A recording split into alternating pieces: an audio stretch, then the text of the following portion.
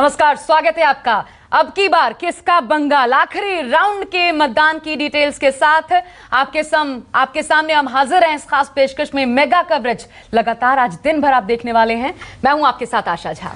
नमस्कार, मैं हूं आप सभी के साथ विपेश माथुर। जी हां, आज मतदान का फाइनल राउंड है और 8वें चरण की वोटिंग की शुरुआत हो चुकी है क्योंकि आशा 7 बज चुके हैं। एक बार हम तमाम खबरों का रुख करें उससे पहले अपील जो हमेशा की तरह करते हैं, न्यूज़ 24 आपसे अपील करता है, कोविड टाइम है और आपको अपने स्वास्थ्य का ख्याल रखना है, अपनों का ख्याल रखना है और वोट का भी इस्तेमाल करना है। 2 काम आज आपकी बड़ी जिम्मेदारी।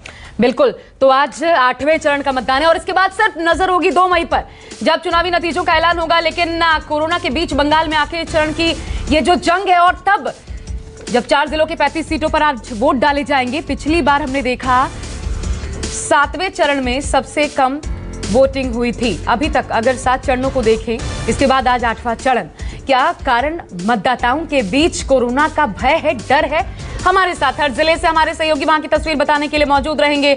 8वें चरण में 4 जिलों की 35 सीटों पर आज वोट डल रहा है। आज मालदा, नॉर्थ कोलकाता, मुर्शिदाबाद, बीरभूम, इन 4 जिलों में वोटिंग होगी। 8वें चरण में बीरभूम और मुर्शिदाबाद की 11-11 सीटों, जबकि नॉर्थ कोलकाता की 7, मालदा की 6 विधानसभा क्षेत्रों में वोट पड़ेंगे। तो आज मतदान में 283 उम्मीदवारों के भाग्य का फैसला होगा और ये 8 तस्वीरें इस वक्त आपकी टीवी स्क्रीन पर। इस चरण में तृणमूल कांग्रेस और बीएसपी और बीजेपी ने 11-11 उम्मीदवार उतारे हैं, जबकि सीपीएम ने 4 सीटों पर और कांग्रेस ने 3 सीटों पर प्रत्याशी खड़े किए हैं।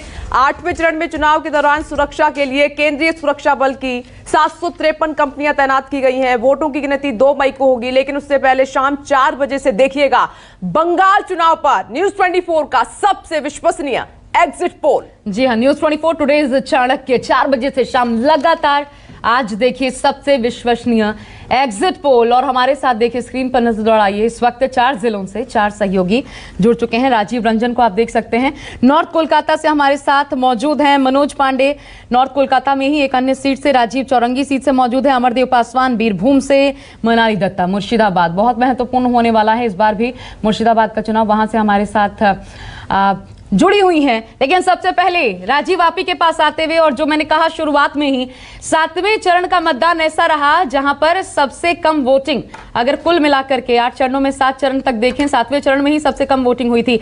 ये कोरोना का खौफ था या फिर चुनाव आयोग ने जितनी नकेल कसी थी आखिरी आते आते उसका असर था? और पहली तस्वीर भी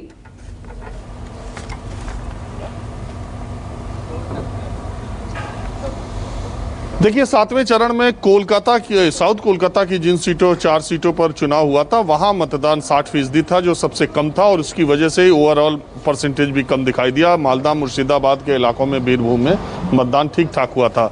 और मैं आपको दिखाऊं, अभी तक 7 चरणों में इतने बजे मैं जब आप लोगों से बात करता था कभी इतने कम लोग नहीं रहे थे। ये 2 आदमी यहाँ पर हैं, हालांकि अंदर भी 5-6 लोग मतदान के लिए गए।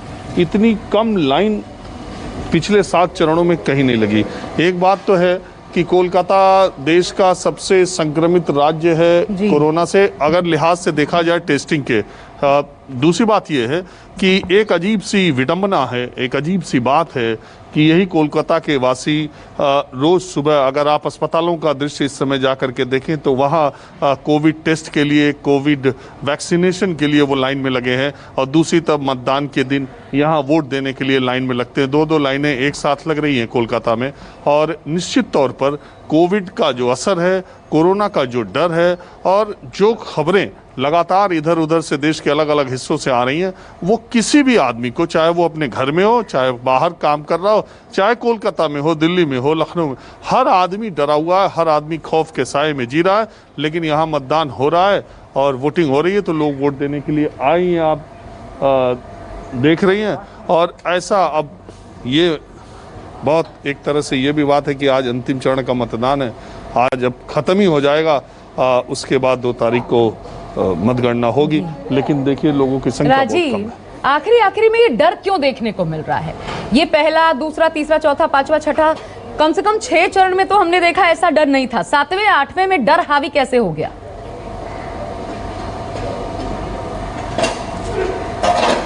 देखिए, कोरोना के मामले जिस तरह से आप अगर याद कीजिए तो जब पहला चरण था उस समय देश भर में कोरोना के कोई 2-4 10,000 8,000 मामले आ रहे थे। आज जब हम 8वें चरण में बात कर रहे हैं, अकेले दिल्ली के 25,000 मामले आ रहे हैं, अकेले बंगाल के आज के 20,000 के आसपास मामले आने की संभावना है। जब पहले चरण में उस समय 7 या 800 या 600 आ रहे थे, तो 20-20 गुना हर जगह के कोरोना के मामले बढ़ गए। तो निश्चित तौर पर एक तो टेस्टिंग की भी बात है और दूसरी बात है कि जिस तरह से वेव आई है, और तीसरी जो सबसे महत्वपूर्ण बात है आशा, ये कि जो वैज्ञानिक हैं वो ये कहते हैं कि 2 मई के बाद, यानी कि ये चुनाव में जो कुछ हुआ है और उसके अलावा मौसम के लिहाज से भी अब ये एक महत्वपूर्ण जानकारी भी है कि वैज्ञानिकों का जो कोरोना की स्टडी से जुड़े हुए हैं, उनका ये कहना है कि गुजरात, महाराष्ट्र, दिल्ली अपने पीक पर है, अब उसको नीचे जाना ही है। वहाँ अब कोरोना का असर कम होगा, कोरोना का संक्रमण कम होगा, अब वो अपने पीक पर पहुँच चुके हैं। लेकिन यूपी, बिहार, उड़ीसा और बंगाल में अभी पीक आना बाकी है, और वो मई के पहले हफ्ते से लेकर दूसरे हफ्ते तक आएगा, और तब इन राज्यों के ये हॉट स्पॉट बनेंगे, ऐसा अनुमान है, ऐसा प्रेडिक्शन है, और ये हॉट स्पॉट बनेंगे और इन इलाकों में संक्रमण तेजी से फैलेगा, और मौसम के लिहाज से भी। और जो बंगाल स्ट्रेन है, जो तीसरा वायरस का तीसरा म्यूटेशन जिसको कहा जा रहा है, बंगाल स्ट्रेन, जिसको कि यहीं की यहाँ से 50 किलोमीटर दूर की लैब ने खोजा, तो एक डर तो लोगों में है ही। राजीव, आपका एक एक शब्द बिल्कुल ठीक है, और इसके बाद के नतीजे और जो तस्वीर दिखाई देगी वो भी अभी से ही नजर आ रही है। मैं लौटूंगी और मनोज आपके पास आते हुए, मनोज, एक रिपोर्ट मैंने आपकी देखी थी कि ये फेज जितना इंपॉर्टेंट है उतना ही संवेदनशील है। क्या तस्वीर नजर आ रही है? 7 बज चुके हैं, वोटिंग का सिलसिला शुरू हो चुका है।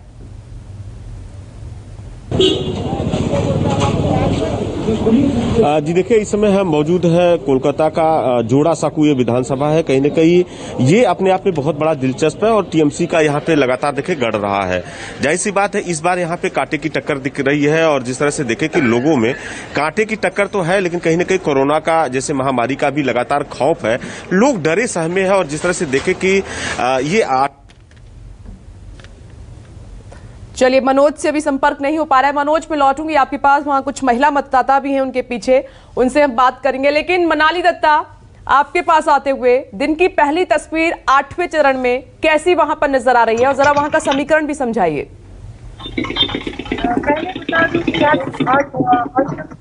चरण यानी 6 दफा का चुनाव होगा, और उससे पहले आज सुबह 5:30 से 6 बजे से तक लोग लाइन में खड़े हो चुके हैं और वोट देने के लिए आए हैं। आप देख सकते हैं कि मेरे पीछे बहुत एक बड़ी लंबी लाइन है, और लोग यहाँ पे घुस रहे हैं और यहाँ पे वोट दे रहे हैं। और इस वक्त मैं बहरमपुर विधानसभा में हूँ, और आज मुर्शिदाबाद जिले में 11 विधानसभा क्षेत्र में आज चुनाव होगी।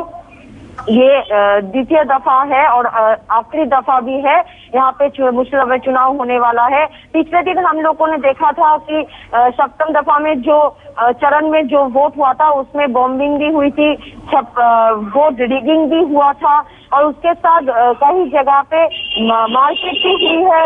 फ्लैग बैनर फट देना, वो उसको फेंक देना, ये भी हुआ था, बहुत सारे कुछ हुआ था।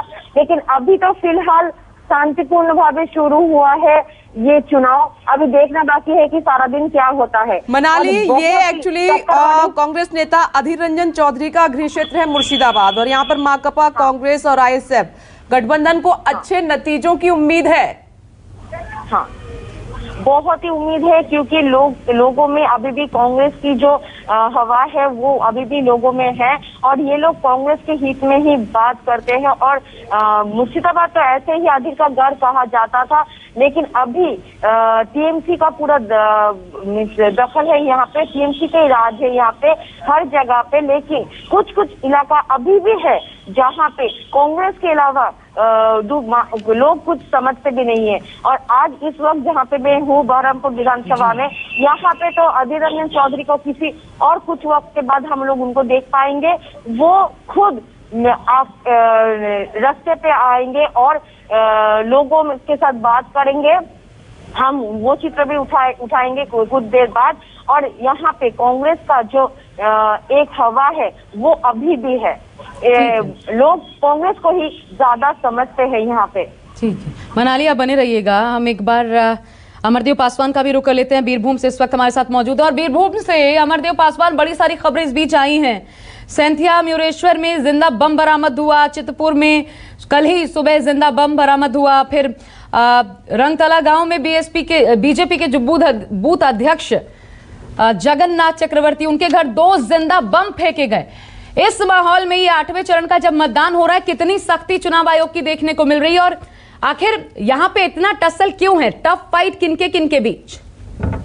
देखिए, मैं आपको बता दूं कि जिस तरीके से आपने जो सवाल किया है तो उसकी हिसाब से अगर हम इलेक्शन कमीशन का जो कदम हम लोग देखेंगे तो यहाँ पे 200 करीब 24 केंद्रीय बलों की तैनाती की गई है यहाँ पे इस चुनाव में। 11 विधानसभा सीटों के यहाँ चुनाव हो रही है।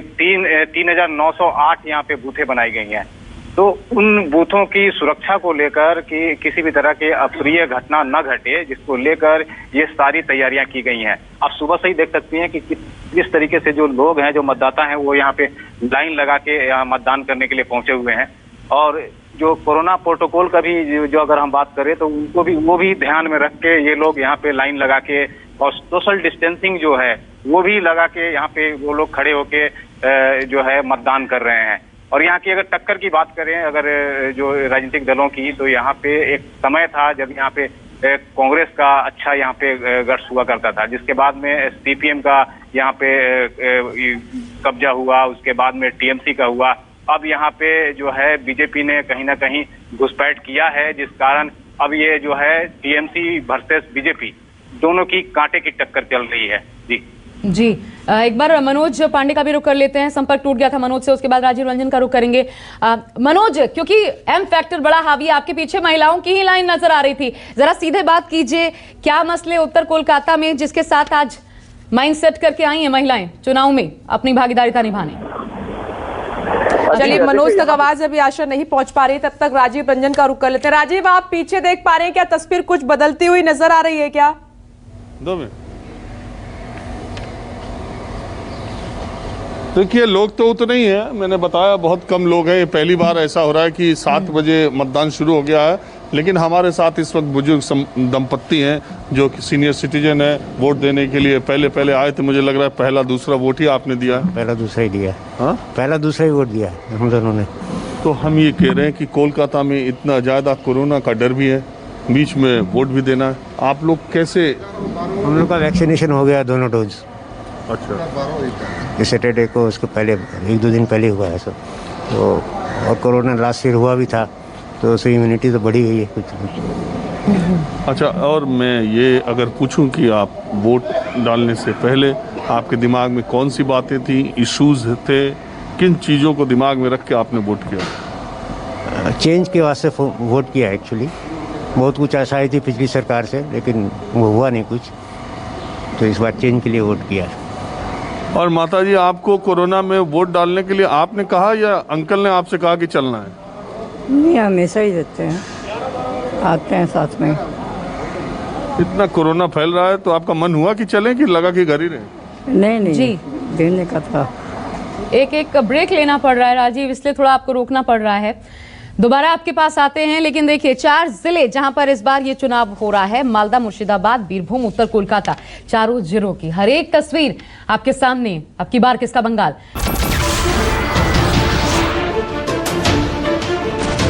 नमस्कार, मैं हूं मानक गुप्ता। अगर आपको हमारा ये वीडियो पसंद आया हो तो इसे लाइक और शेयर जरूर करें, और हाँ, हमें सब्सक्राइब और फॉलो करना ना भूलें, ताकि आप देश और दुनिया की कोई खबर मिस ना करें। तो जुड़े रहिए हमारे साथ और देखते रहिए न्यूज़ 24।